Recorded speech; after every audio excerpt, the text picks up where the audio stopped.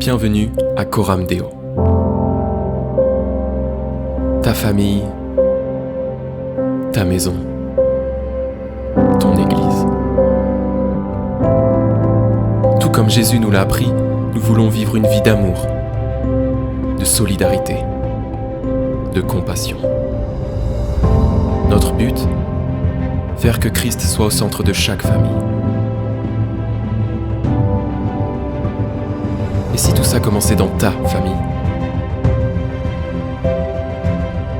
Bienvenue à Coram Deo.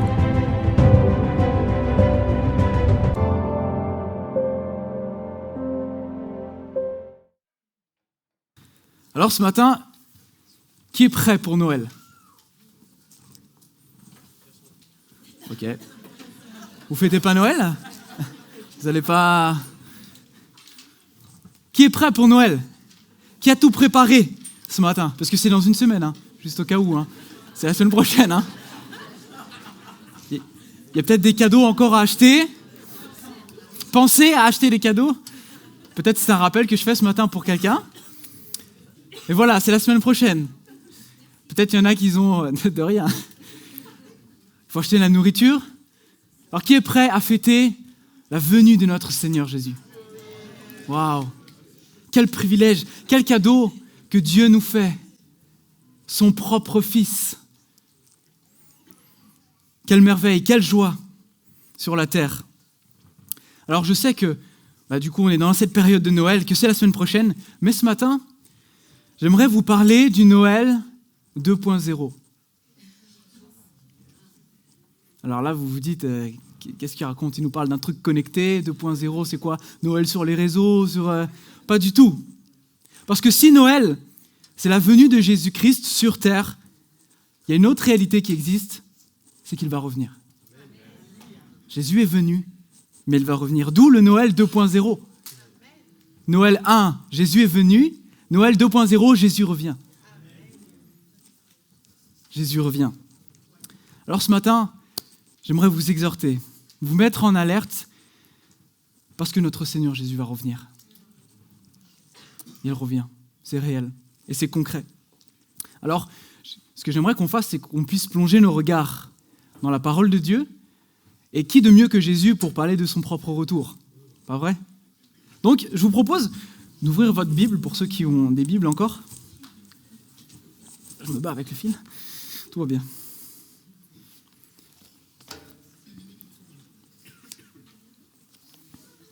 Et on va lire un texte qui se situe dans l'évangile de Matthieu, au chapitre 25. Ceux qui ont vos Bibles, ou qui ont vos téléphones, dégainez vos téléphones. Et je vais le lire. Moi, je vais le lire dans la version Semeur. Jésus parle de la fin des temps. Ce jour-là, il en sera du royaume des cieux comme de 10 jeunes filles qui prirent leur lampe et s'en allèrent à la rencontre du marié. 5 d'entre elles étaient insensées. Les 5 autres étaient avisées. Les jeunes filles insensées prirent leurs lampes sans penser à porter de réserve d'huile. Mais celles qui étaient avisées prirent avec leurs lampes des flacons contenant de l'huile. Comme le marié se faisait attendre, elles s'assoupirent toutes et finirent par céder au sommeil. À minuit, un cri retentit. « Voici l'époux, allez à sa rencontre !» Alors toutes les filles se levèrent et préparèrent leurs lampes. Alors les jeunes filles insensées s'adressèrent à celles qui étaient avisées. « Donnez-nous de votre huile, car nos lampes sont en train de s'éteindre. » Mais celles-ci leur répondirent, « Non, il n'y en aura jamais assez pour nous et pour vous. Courez plutôt vous en acheter chez le marchand. » Elles partirent donc en chercher. Pendant ce temps, le marié arriva. Celles qui étaient prêtes entrèrent avec lui dans la salle de noces et l'on ferma la porte. Plus tard, les autres jeunes filles arrivèrent à leur tour. Mais elles eurent beau crier « Seigneur, Seigneur, ouvre-nous !» Il leur répondit « Vraiment, je vous l'assure, je ne sais pas qui vous êtes. » C'est pourquoi, ajouta Jésus, « Tenez-vous en éveil, car vous ne savez ni le jour, ni l'heure de ma venue. » Amen.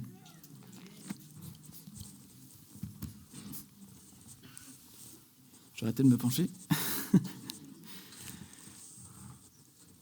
On ne peut pas lire ce texte sans avoir lu ce qu'il y a avant. Cette parabole des 10 jeunes filles rentre dans un contexte. les disciples sont autour de Jésus, ils sont sur le mont des Oliviers, ils sont assis autour de lui, et ils lui disent « Seigneur, raconte-nous, dis-nous ce qui arrivera lorsque tu vas revenir. Dis-nous ce qui arrivera à la fin des temps. » Alors Jésus commence tout un discours sur ce qui va arriver à la fin des temps, sur ce qui va se passer. Il donne des signes, il donne des événements pour que nous, les disciples de Christ, on puisse apercevoir peut-être la venue du Messie. Et puis, à la fin de cette explication, il enchaîne tout de suite avec une série de paraboles, dont la parabole des 10 jeunes filles. Et la parabole des 10 jeunes filles, en fait, elle est au milieu de plusieurs autres paraboles qui ont toutes le même thème, le retour de Jésus. Et c'est pourquoi on ne peut pas lire cette parabole sans savoir un peu ce qu'il a dit avant dans l'autre parabole et d'en savoir ce qu'il va dire après dans l'autre parabole. Donc du coup, je vous explique. La parabole juste avant les 10 vierges, que vous connaissez probablement, c'est la parabole du bon et du mauvais serviteur. Brièvement, un maître remet ses biens à un serviteur parce qu'il part pour un voyage et il dit « Écoute, je te remets la gestion de mes biens, je te remets mes serviteurs, je te remets tout, je m'en vais mais je vais revenir. » Et Jésus dresse le portrait d'un serviteur qui est bon, qui est fidèle, bon et fidèle serviteur, Jésus l'appelle, qui accomplit tout ce qu'il était censé faire. Et puis, en face de ça, on a un serviteur qui, lui, est insensé, qui est mauvais et qui commence à faire n'importe quoi, qui commence à être méchant avec ses compagnons, commence à vivre sa vie comme il l'entend. La parabole juste après, des 10 jeunes filles, c'est la parabole des talents que vous connaissez. Jésus, un maître, pareil, il remet des talents à ses serviteurs et il dit « Je vais revenir ». Et les serviteurs ont travaillé et ils ont récolté d'autres talents. Alors, cette parabole des 10 jeunes filles se situe au milieu. Et lorsque on lit ces paraboles, on peut remarquer que, comme je vous ai dit, il y a un point commun. Il y a des points communs. Et moi, lorsque j'ai lu ces paraboles, il y a un point commun qui m'a frappé. Une réalité qui ressort de ces textes. C'est que dans ces paraboles, à chaque fois, le maître tarde à venir. L'époux se fait attendre. Et il y a une réalité, et je crois que pour nous, en tant que chrétiens, nous qui sommes disciples de Jésus-Christ, qui est une épreuve, en fait. C'est l'épreuve de l'attente. On est tous dans cette attente, parce que Christ n'est pas encore revenu. Vous savez, c'est comme si on était impatient. Il y a des malades en ce moment. Soit vous allez sûrement aller chez le médecin bientôt.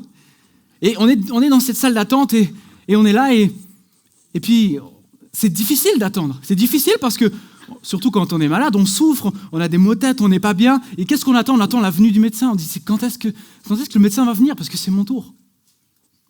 Et il y a cette réalité dans laquelle nous, on est en tant que chrétiens. C'est celle-ci. On est dans l'attente. Dans l'attente du retour du Seigneur Jésus-Christ. Mais voilà, on n'a pas la main dessus. On ne peut pas choisir quand est-ce que Christ revient. Même si vous et moi, on est dans cette réalité d'attente, le texte nous montre qu'il y a plusieurs façons d'attendre. Il y a au moins 2 façons d'attendre.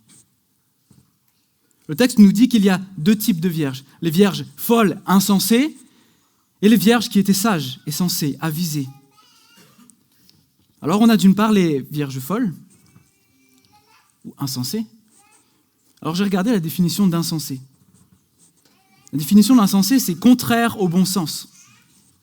Contraire au bon sens. Et le dictionnaire nous donne un synonyme, c'est l'insouciance. L'insouciance qui ne se soucie de peu de choses. Qui ne se soucie de rien. En fait, les vierges folles, elles ne se soucient pas de la venue de l'époux. Elles sont là et finalement, ça leur importe peu. Elles ne sont pas souciantes. Ça démontre finalement un manque d'intérêt de la part des vierges insensées.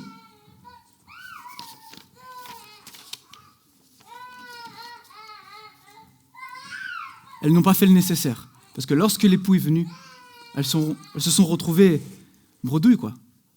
Okay, elles n'ont pas prévu. Pour elles, finalement, il y avait un manque d'intérêt. Moi, ça me fait penser à moi-même. La petite anecdote, allez. Vous vous moquez pas, d'accord ? Je me souviens, lorsque j'ai passé le bac, ma femme rigole déjà. lorsque j'ai passé le bac de maths, alors pour ceux qui me connaissent un peu, ils savent que moi et les maths, ça fait 40 000. J'aime pas les maths, ça me dépasse le fait de calculer des lettres. J'ai jamais compris, mais on est en maths ou on est en français? J'ai très vite décroché.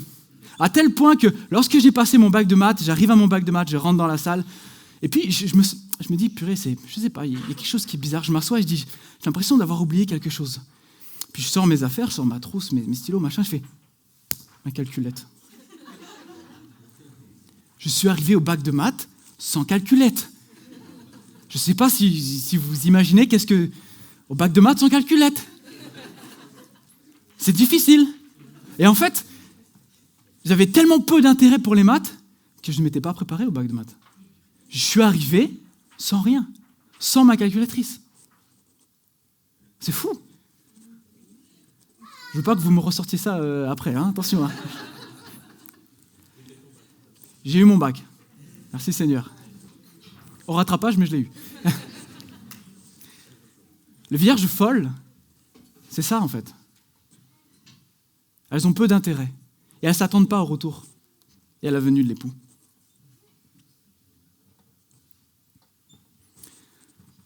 Et pour nous, en tant que chrétiens, je suis convaincu que c'est un danger.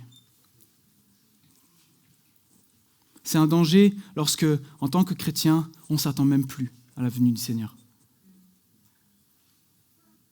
Et puis parfois, on commence à vivre comme s'il n'allait jamais revenir. On se comporte comme le serviteur méchant et qui dit « Mon maître n'est pas prêt de rentrer ». Mais c'est un danger, frères et sœurs. C'est un danger d'oublier cette réalité. Jésus va revenir. Il faut qu'on soit prêt. Il faut qu'on soit prêt. D'un côté, les vierges insensées et folles.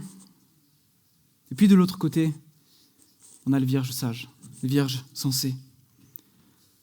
Alors si les vierges ont pu rentrer dans la salle de noces, et si elles sont qualifiées de sages, c'est parce qu'elles étaient prêtes. C'est pour ça qu'on dit qu'elles sont sages. Parce que finalement, elles étaient prêtes. Elles avaient préparé l'huile nécessaire pour au cas où, si le maître tarde à venir, si l'époux ne vient pas tout de suite, on a assez d'huile pour aller jusqu'au bout de la nuit s'il faut, et pour que lorsqu'il arrive, nous puissions rentrer avec lui. Elles étaient prêtes, elles avaient assez d'huile. Alors, la question se pose. Grande question, qu'est-ce que l'huile ?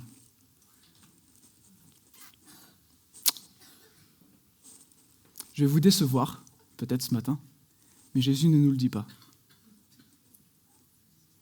Jésus ne nous dit pas ce que c'est l'huile. Je sais que l'interprétation la plus répandue, c'est de dire que l'huile représente le Saint-Esprit. Mais moi, ça me pose problème. Moi, ça me pose problème parce que, premièrement, Jésus ne nous dit rien dessus. Et vous imaginez si réellement, dans cette parabole, l'huile représente le Saint-Esprit. Si on commence à faire une allégorie et dire l'huile représente le Saint-Esprit, alors on est obligé d'aller jusqu'au bout de l'interprétation et jusqu'au bout du texte, parce qu'il y a une suite au texte. Les vierges folles, il leur manque de l'huile. Et qu'est-ce que les vierges sages leur disent ? Allez acheter. Vous pensez vraiment qu'on peut acheter le Saint-Esprit ? Vous pensez vraiment qu'on peut partir chez le marchand et dire « j'ai pas assez de Saint-Esprit ». C'est pas possible. Cette interprétation, moi, me pose problème. En réalité, dans cette parabole, Jésus veut simplement nous montrer que les vierges, certaines vierges étaient prêtes et d'autres pas. C'est tout. Après, on peut spéculer autant qu'on veut. Mais c'est ce que Jésus veut dire. Alors, c'est sûr, on peut se dire, mais ok, elles étaient prêtes. Donc Jésus ne nous dit pas ce que c'est l'huile. Par contre, comme je vous ai dit tout à l'heure, si on prend un peu de recul et qu'on lit les autres paraboles, celles qui sont juste avant et celles qui sont juste après, on peut arriver à discerner qu'est-ce qui fait qu'on peut être prêt ? Comment est-ce qu'on peut être prêt ? Qu'est-ce qui fait que ces vierges étaient prêtes ? Dans la parabole juste avant, le serviteur sage nous est dit « veillait aux intérêts de son maître ». Il veillait à faire ce que le maître lui avait demandé de faire. Et la parabole des talents juste après nous montre que les 2 premiers serviteurs font fructifier ce que leur maître leur avait confié. Ils avaient fait ce que leur maître avait demandé de faire. Les mecs, ils avaient bossé, ils n'avaient pas chômé. Leur maître leur avait donné des talents, ils ont dit « Ok, il faut qu'on fasse quelque chose, on va en gagner plus. » Et puis il y a le serviteur qui est parti cacher son talent. Pour être prêt, il faut veiller aux intérêts du maître. Si tu veux être prêt lors de la venue de notre Seigneur Jésus-Christ, veille à ses intérêts et non pas aux tiens. Et c'est censé nous mettre en action. Pas plus tard que cette semaine, je devais aller voir ma voisine pour récupérer quelque chose, donc je sonne chez elle, elle m'ouvre, et puis on discute, et puis elle me dit « Écoute, là je ne l'ai pas, est-ce que je peux te l'apporter après ?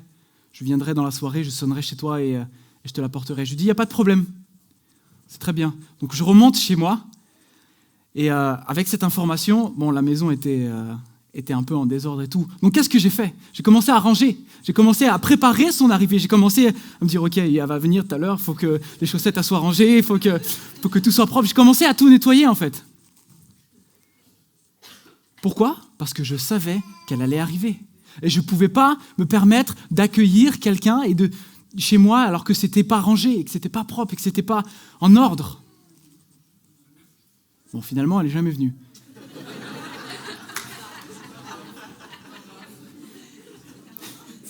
Enfin bon, au moins c'était rangé, quoi. Voilà. Merci ma voisine.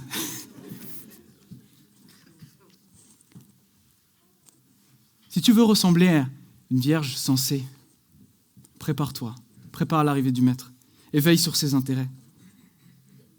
Tu ne peux pas simplement vivre ta vie et attendre la venue et ne rien faire. Je ne sais pas si vous connaissez, il y a un rappeur qui s'appelle Youssoupha. Il y en a quelques-uns des jeunes qui connaissent. Et il dit quelque chose que je trouve super intéressant et qui résume bien cette image-là. Il dit, pour moi, être patient, ce n'est pas attendre sans rien faire, mais c'est agir en attendant. Je vais le relire parce que c'était vraiment bien. Pour moi, être patient, ce n'est pas attendre sans rien faire, mais c'est agir en attendant. Elle a été inspirée, ce rapport. Mais c'est vrai. C'est vrai. Et c'est ce que Dieu nous demande. Dieu ne nous demande pas, dans ce temps d'attente, de simplement être là et avoir les mains dans les poches. Parce que lorsqu'il va revenir, tu vas pas rentrer dans la salle des noces.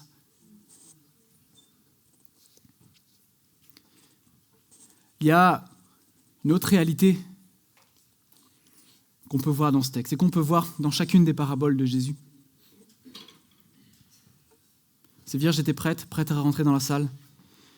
Et du coup, je ne peux pas passer à côté de cette réalité. Frères et sœurs, c'est qu'un jour, il y aura un jugement. Les vierges sages sont entrées dans la salle des noces, mais le texte nous dit que les folles sont parties chercher de l'huile et qu'elles sont arrivées devant une porte qui était fermée. Cette image de la porte fermée nous montre que le temps de la grâce aura une fin. On vit dans des temps, mais parfois on ne se rend pas compte, frères et sœurs, mais on vit dans un temps tellement béni. Tellement béni.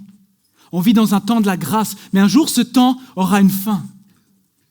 Mais aujourd'hui, on est dans ce temps où la repentance est encore possible.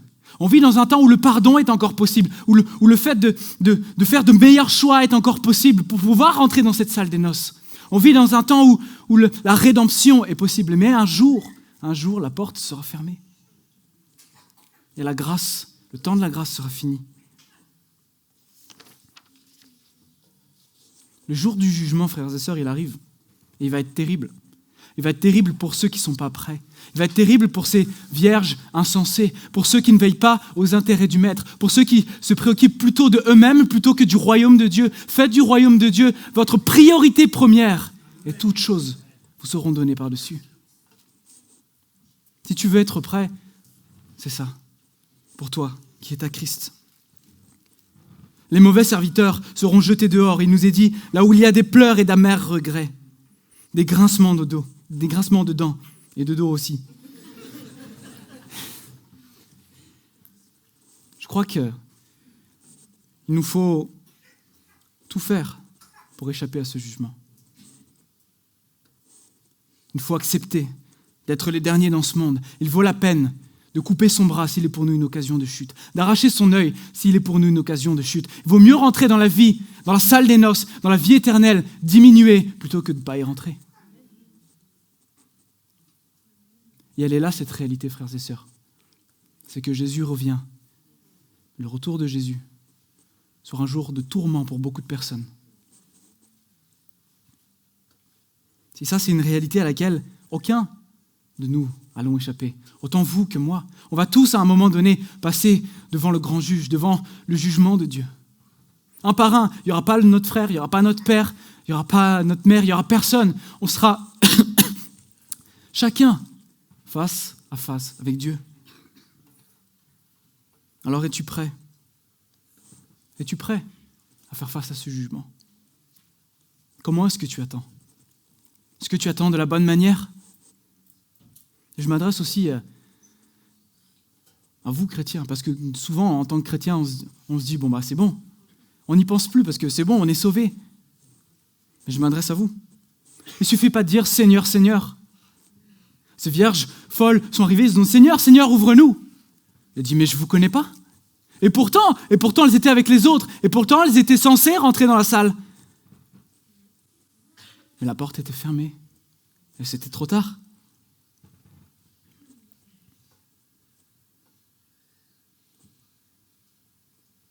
Et pour finir,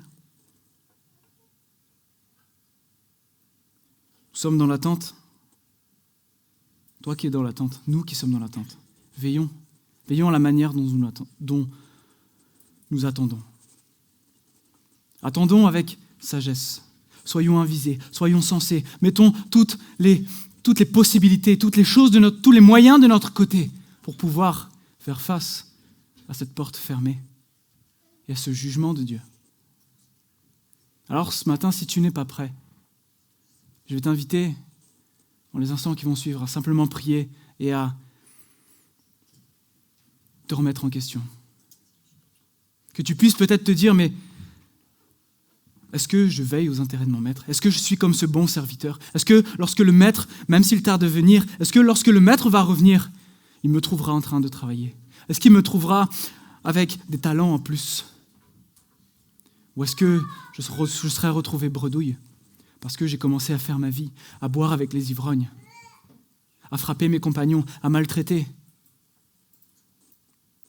Alors, je vais simplement prendre un temps de prière et que tu puisses dans ton cœur, en cet instant, sonder là où tu en es et si tu attends de la bonne façon.